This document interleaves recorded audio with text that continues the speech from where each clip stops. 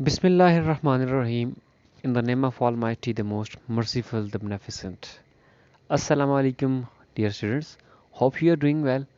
Today we are going to start chapter number 2 of subject biology, class 9th, with lecture number 10. And this lecture is prepared by Usman Mehboob.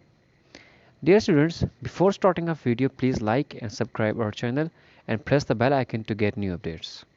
So moving toward our lecture, solving a biological problem. Dear students, सबसे पहले हम ये समझेंगे कि science क्या है। जिस तरह आप अपनी प्रीवियस क्लासेस में पढ़ चुके हैं, क्लास 3rd और 4th से लेकर आज तक साइंस के बारे में, और जो आपने इल्म वहाँ से हासिल किया, हम उसके बिना पर आज साइंस को थोड़ा बहुत एलेबरेट करेंगे। ठीक है। अगर हम साइंस की मीनिंग की बात करें, साइंस वर्ड है लैटिन का, लातीनी ज़बान का, जिसका मतलब है नॉलेज, इल्म। ठीक है। अगर हम इसकी डेफिनेशन की बात करें तो इसकी दो डेफिनेशंस हैं। The knowledge which is based on observation and experiment is called science, or a systematized knowledge which is obtained through observation and experiment. तो जो डेफिनेशन इसके अंदर लिखी है तो हम उस पर पहले बात करते हैं कि वो नॉलेज, वो इल्म जो किसी चीज़ के ऊपर मुशाहिदा करने के बाद या उसके ऊपर तजर्बा करने के बाद हासिल किया जाए, उसे हम साइंस कहते हैं। फॉर एग्ज़ाम्पल, अगर हम किसी चीज़ के बारे में पढ़ रहे हैं, अगर हम किसी फ्रॉग को ले रहे हैं और फ्रॉग के ऊपर स्टडी कर रहे हैं, तो हम डिफरेंट साइंस के टूल्स यूज़ करके हम उस फ्रॉग को स्टडी करेंगे। जिस तरह हम उसके हार्ट को ओपन करके चेक करेंगे, हम उसके बॉडी पार्ट्स को चेक करेंगे, हम उसके लंग्स को चेक करेंगे, और उसके दूसरे सिस्टम हम जब उसको देखेंगे, ठीक है ना, उसके ऊपर जब तजर्बा करेंगे, उसके ऊपर मुशाहिदा करेंगे, तो यह क्या कहलाएगा? साइंस कहलाएगा। और जिस मेथड के साथ करेंगे वो क्या कहलाएगा? साइंटिफिक मेथड कहलाएगा। तो नीचे बात करते हैं कि साइंटिफिक मेथड क्या है। ठीक है जी। A systematic method use to solve problem with the help of observation, information, experimentation is called method. कि वो निज़ाम, वो सिस्टम जिसमें हम साइंस से रिलेटेड किसी भी प्रॉब्लम को सॉल्व करें। किसके तौर पे? सबसे पहले उस चीज़ के ऊपर मुशाहिदा करें, तजर्बा करें, और उसके बारे में मुकम्मल जानकारी हासिल करें, या उसके बारे में तमाम डिटेल्स को इकट्ठा करें। ठीक है ना। जब हम इस सारे प्रोसेस से गुजरेंगे और उस प्रॉब्लम को सॉल्व करेंगे, तो ये क्या कहलाएगा? Scientific method. मैं आपको एग्जांपल देता हूँ।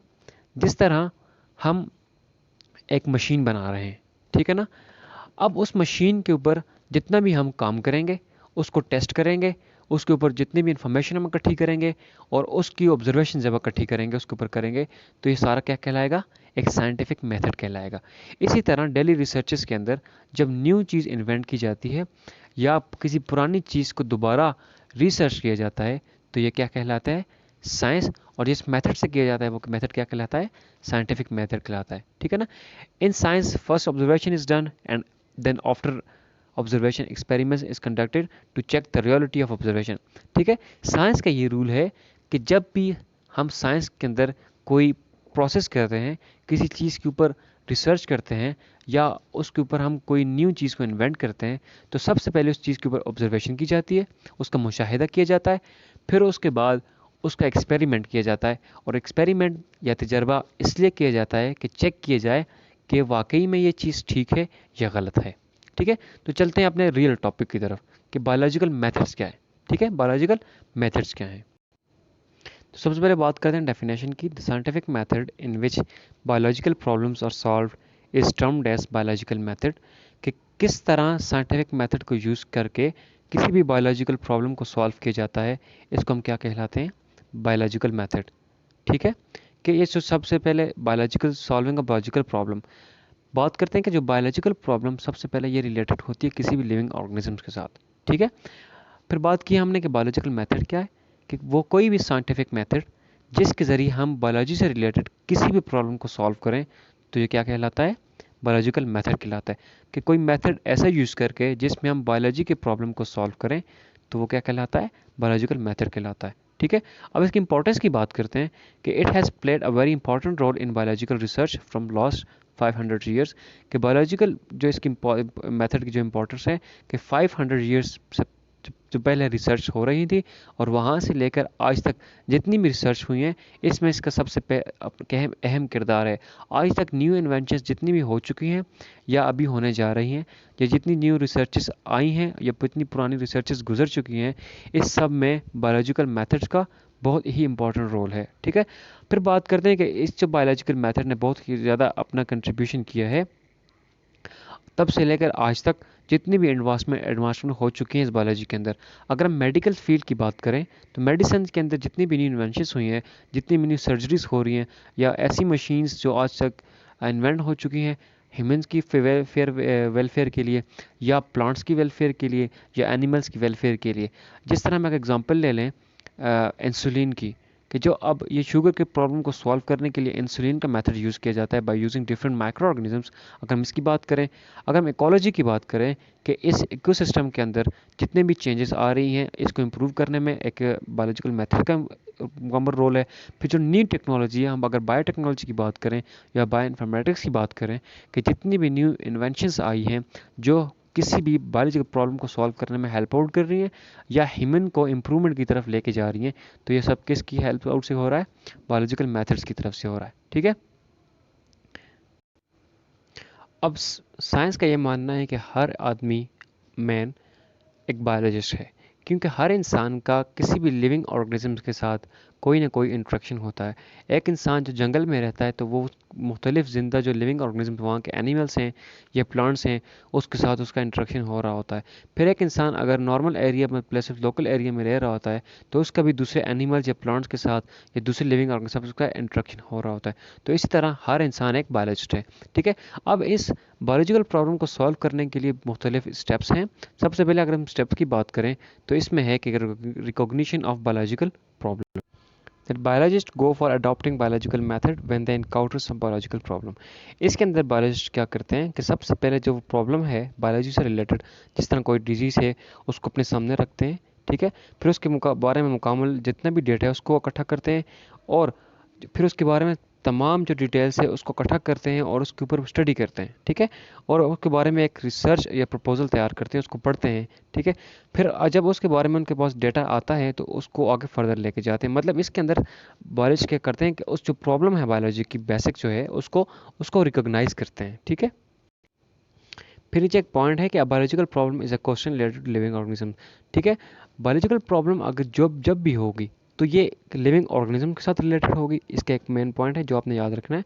दूसरी बात ये है कि ये किसी भी शख्स के पूछने से आपके जहन में आ सकती है, या बायोलॉजिस्ट के अपने ही दिमाग में आती है कि इस रिसर्च को किस तरह कंडक्ट किया जाए, या इस चीज़ या इस प्रॉब्लम को किस तरह सॉल्व किया जाए। ठीक है, फिर हम दूसरी बात करें, दूसरा जो स्टेप है कि observation.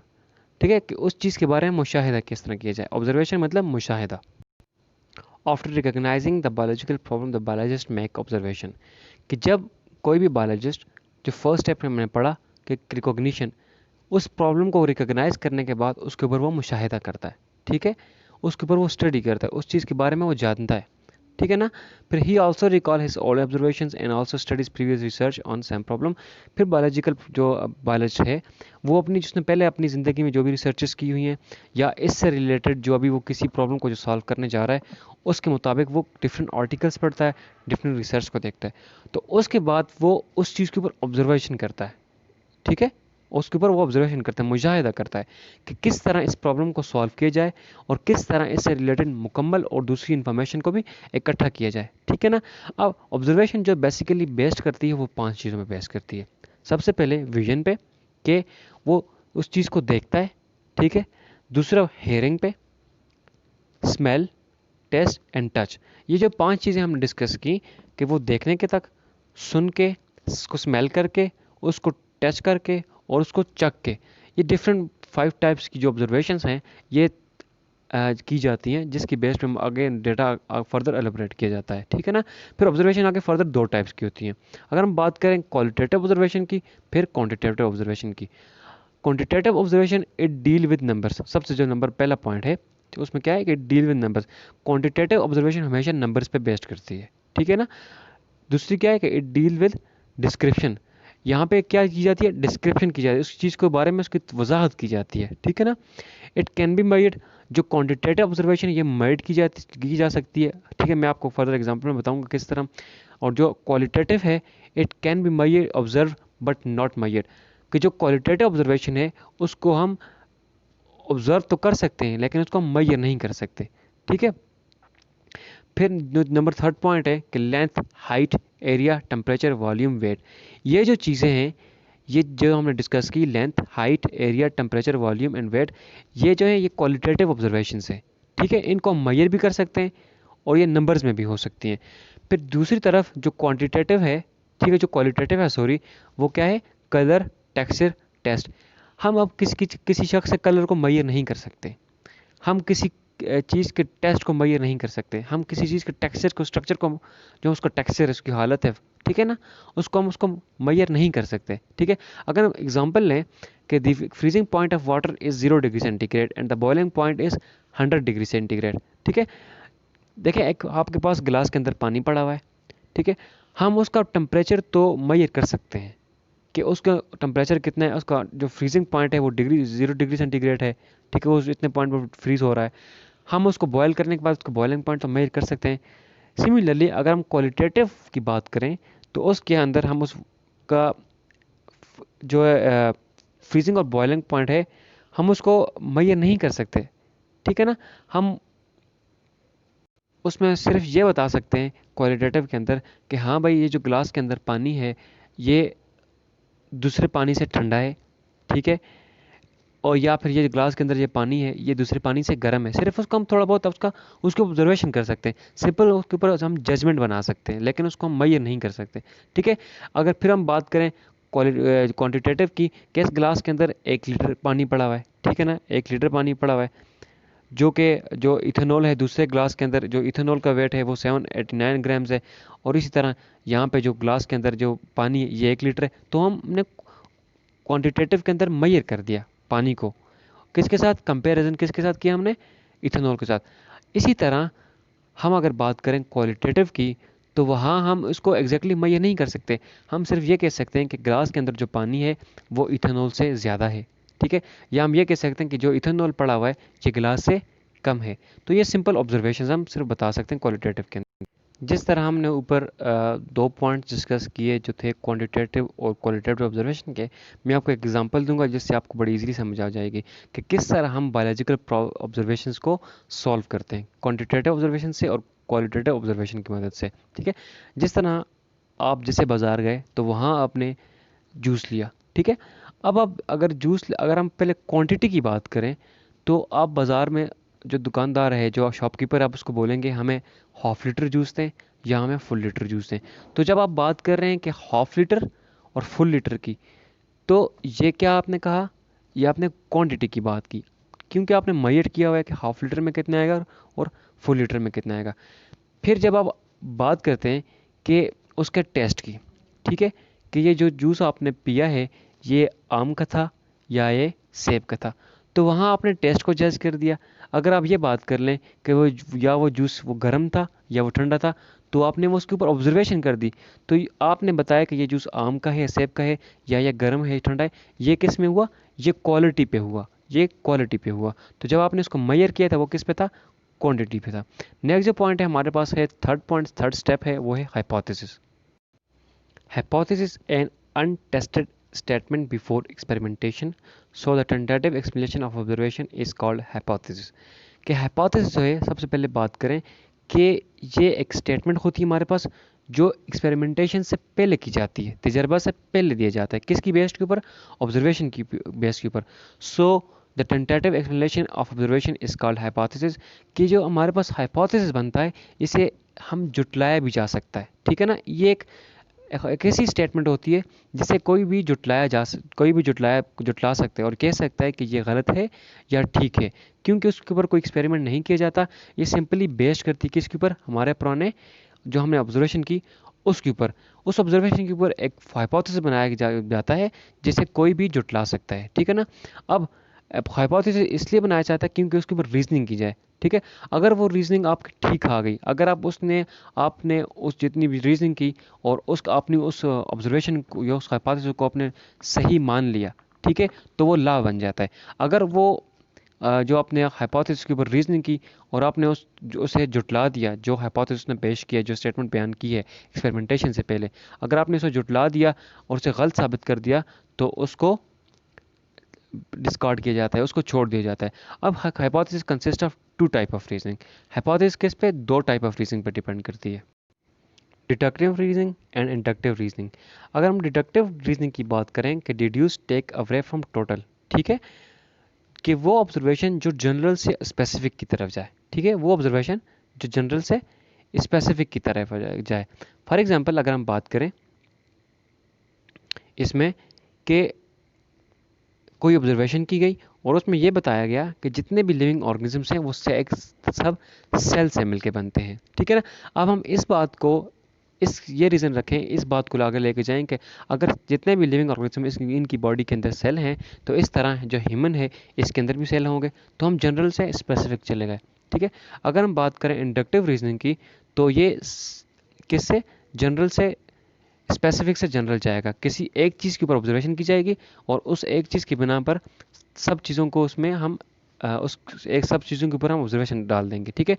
We observe cell in micro organism so we can conclude that living organism have cell in their body, कि हमने किसी माइक्रो ऑर्गेनिज्म के ऊपर काम किया और उसके अंदर हमने सेल को देखा, ठीक है। अब इस सेल की हम इस बात को आगे कर सकते हैं कि अगर किसी एक माइक्रो ऑर्गेनिज्म के अंदर सेल है तो उससे हम ये कह सकते हैं कि जितने भी लिविंग ऑर्गेनिज्म है इनकी बॉडी के अंदर सेल होगा। जिस तरह हम डिटेक्टिव में इस जनरल से स्पेसिफिक पे गए थे कि हमने रिसर्च तमाम जनरल पे की, जित सारे लिविंग ऑर्गेनिजम्स की भी की, और उसके ऊपर हमने किसी एक के ऊपर बात की कि हाँ अगर सब के अंदर सेल हैं तो एक ऑर्गेनिज्म का जो ह्यूमन है उसके अंदर भी सेल होगा।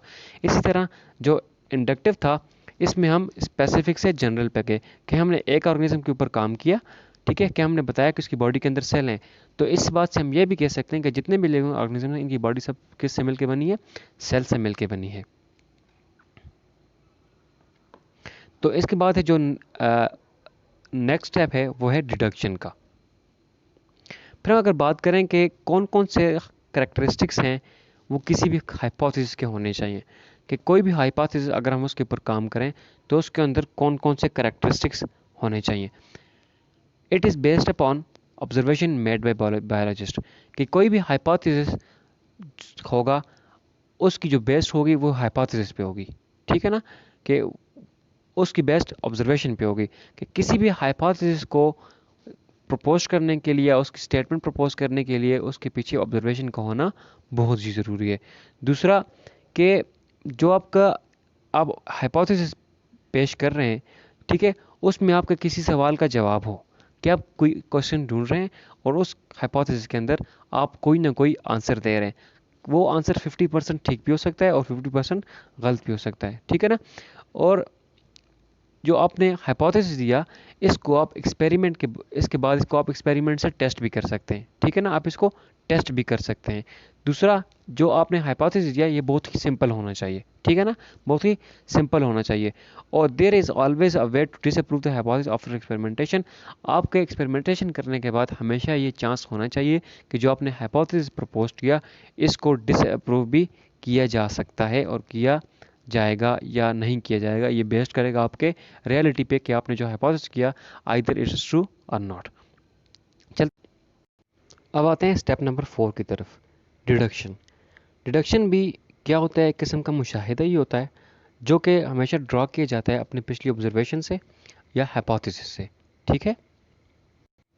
फॉर एग्जांपल एक साइंटिस्ट है, उसने प्लांट के एक सेल के ऊपर काम किया है, ठीक है।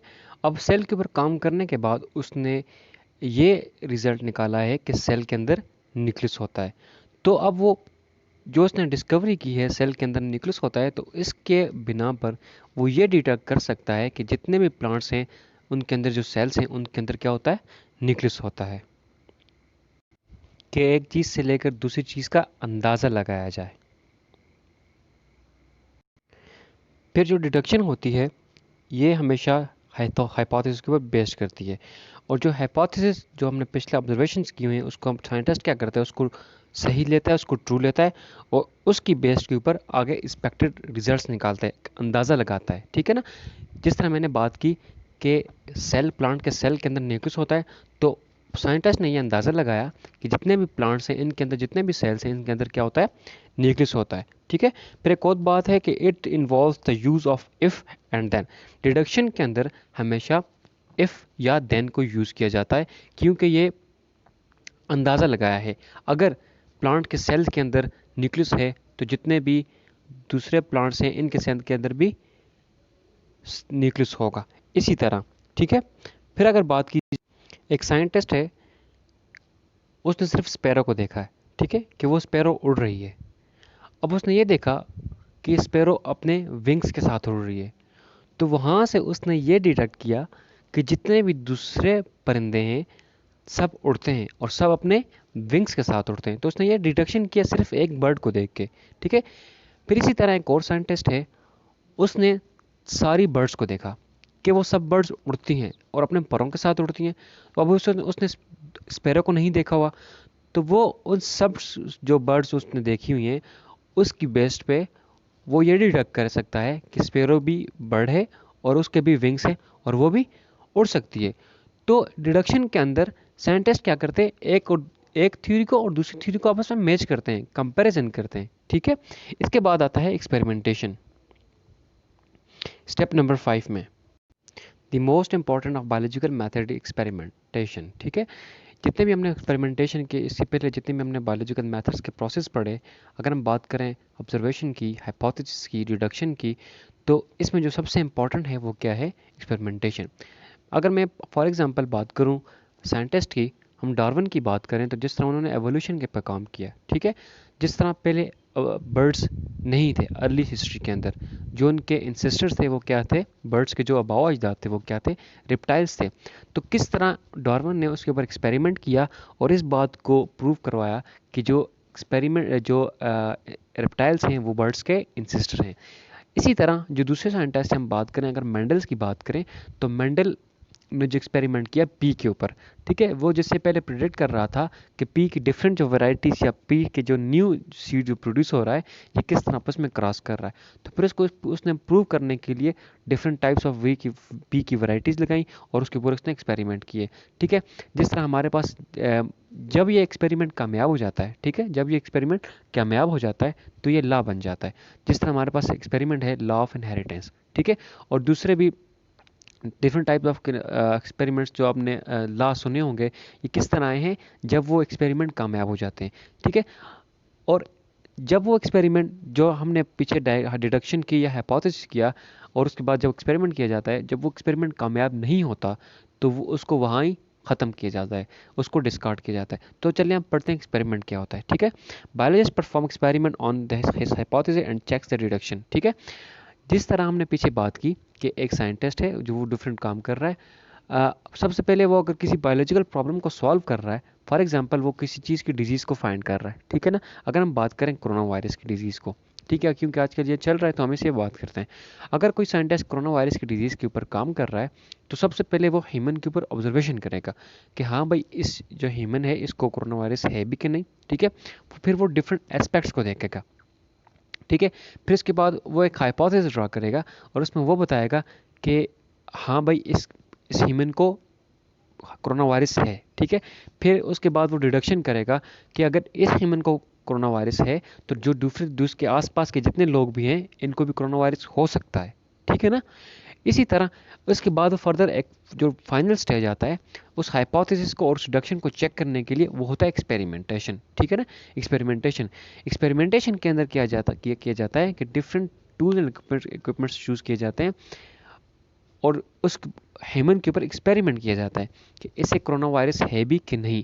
किस तरह किया जाता है, डिफरेंट सिम्टम्स को देखा जाता है, फिर उसके टेस्ट किए जाते हैं। अगर वो टेस्ट जिस तरह पॉजिटिव आ जाते हैं फिर उसके डिफरेंट रूल्स हैं, अगर वो रूल्स को पास आउट कर जाता है तो ये एक्सपेरिमेंट कामयाब हो जाता है। सिमिलरली अगर हम बात करें कि biologist perform experiment on his hypothesis and checks the deduction, कि वो डिडक्शन जो उन्होंने उससे पहले की उनको चेक किस तरह किया उनको चेक किया जाता है कि आया वो ठीक थी या गलत थी। Through experiment they can find the deduction of some hypotheses have come true while other not have। ठीक है, other have not, कि इसी एक्सपेरिमेंट से जो बायोलॉजिस्ट होते हैं वो इस बात का नतीजा निकालते हैं, इन्होंने जो इससे पहले ऑब्जर्वेशंस की थी या जो हाइपोथेसिस किए थे या डिडक्शन की थी कि वो सही ही भी हैं कि नहीं।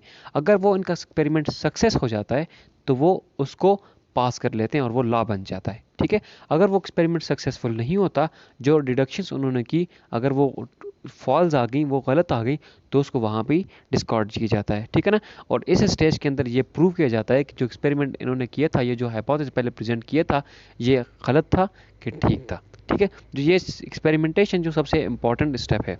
फिर एक्सपेरिमेंटेशन की अगर बात करें कि जो एक्सपेरिमेंटेशन कामयाब हो जाता है उसको आगे पास आउट किया जाता है, उससे ला बनाया जाता है। और इसी तरह जो एक्सपेरिमेंटेशन मतलब एक्सेप्ट नहीं किया जाता, जो फॉल्स हो जाता है उसे रिजेक्ट कर देते हैं और उसे आगे फर्दर एक्सेप्ट नहीं करते। ठीक है, अगर फिर नेक्स्ट हम बात करते हैं कंट्रोल एक्सपेरिमेंट के। कंट्रोल एक्सपेरिमेंट क्या होता है? In science when doing the experiment it must be control experiment. The scientist must contrast experiment age group with other control experiment. ठीक है, जिस तरह मैंने बात की कि अगर हम किसी भी कोरोना के पेशेंट के ऊपर टेस्ट करें, ठीक है, और उसके ऊपर डिफरेंट रूल्स को पास करें, कि उसके ऊपर डिफरेंट सिम्टम्स को हम देखें और उसके ब्लड को हम चेक करें, तो वो हमारा एक क्या एक्सपेरिमेंटल यूनिट है, वो हमारा क्या एक्सपेरिमेंट है जिसके ऊपर हम कर रहे हैं।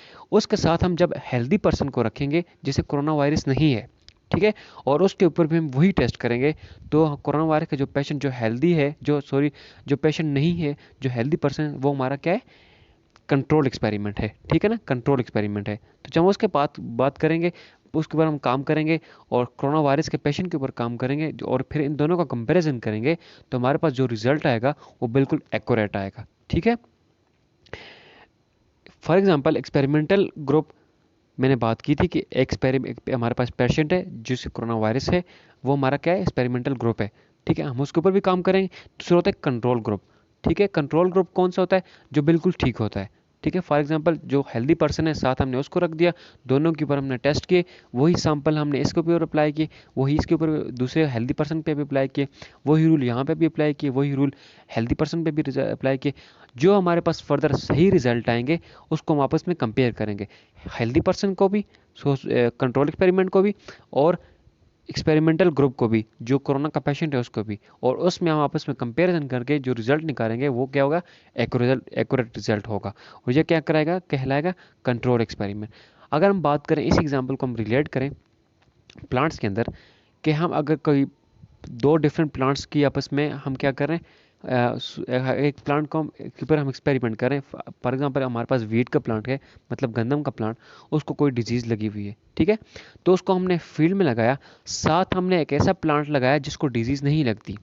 तो सेम कंडीशन हमने दोनों को प्रोवाइड की, सेम इन्वायरमेंट प्रोवाइड किया, सेम फर्टिलाइज़र प्रोवाइड किया, और सेम दूसरी उसकी रिक्वायरमेंट्स वो अप्लाई की, और इसके बाद जो रिजल्ट्स हमारे पास आएंगे उनको हम आपस में कंपेयर करेंगे, एक कौन सा डिजीज प्लांट, एक हेल्दी जो कंट्रोल प्लांट था उसको। तो फर्दर जो हम रिजल्ट कंक्लूड करेंगे वो क्या होगा? वो एक्यूरेट रिजल्ट होंगे। जो नेक्स्ट स्टेप है, स्टेप नंबर 6, वो ये क्या है? Conclusion and reporting. Conclusion and reporting के अंदर क्या हम बायोलॉजिस्ट क्या करते हैं कि जितना भी पीछे जो काम किया है फर्स्ट ऑब्जर्वेशन से लेकर लास्ट एक्सपेरिमेंट के ऊपर, इस डेटा को क्या करते हैं? कलेक्ट किया जाता है। ठीक है, फिर इस डेटा को कलेक्ट करने के बाद उस डेटा को एनालाइज किया जाता है, और एनालाइज करने के बाद स्टैटिस्टिकली उस डेटा को ड्रा किया जाता है, उस डेटा को फर्दर चेक किया जाता है, और उसके बाद जो कंक्लूजन निकाला जाता है, वो जो समराइज हमारे पास समरी आती है सारे प्रोसेस की, जितना भी हमने एक्सपेरिमेंट किया, जो हमारे पास फाइनल नतीजा आता है, उसको क्या किया जाता है? उसको फर्दर उसको कंक्लूड किया जाता है, उसको निकाला जाता है, और उसकी बेस पे फर्दर रिसर्चेस भी की जाती हैं, और उसकी बेस पे हम ये बताते हैं कि भाई जो जितना भी हमने एक्सपेरिमेंट किया था इसमें हमारे पास ये चीज़ें आई, मतलब ये हमारे पास फर्दर जो फाइनल रिजल्ट्स आए, इसमें यह है कि जो हमारा जो फलाना एक्सपेरिमेंट यूनिट था, इसको डिजीज़ थी कि नहीं थी, डिजीज़ थी और किस वजह से थी, और ये डिजीज़ किस वजह से ख़त्म हो रही है, ये मैं आपको एग्जांपल दे रहा हूँ। ठीक है, फिर फर्दर क्या किया जाता है कि जो हमारे पास फाइनल रिजल्ट्स आते हैं उसको कंक्लूड करके उसको पब्लिश किया जाता है। पब्लिश करने के फर्दर तरीके हैं। अगर हम उसको रिसर्च आर्टिकल तौर पर पब्लिश करें तो साइंटिफिक बहुत सारे जर्नल्स हैं जिनमें उनको इंटरनेशनल लेवल पर पब्लिश किया जाता है या नेशनल लेवल पर पब्लिश किया जाता है, जिसको लोग फर्दर देख के अपने जो न्यू रिसर्चेज हैं उसके लिए हेल्प आउट लेते हैं, और उनके ऊपर बुक्स भी लिखी जाती हैं जो फर्दर आगे रिसर्चेज में काम आती हैं। ठीक है, आज हमने ये जो इतने भी प्रोसेस पढ़ा, आई थिंक ये थोड़ा बहुत बोरिंग भी था और डिफ़िकल्ट भी था। आई होप आपको समझ आ गई होगी। तो मिलते हैं इंशाल्लाह नेक्स्ट लेक्चर में। अपना ख्याल रखिएगा। अल्लाह हाफिज़।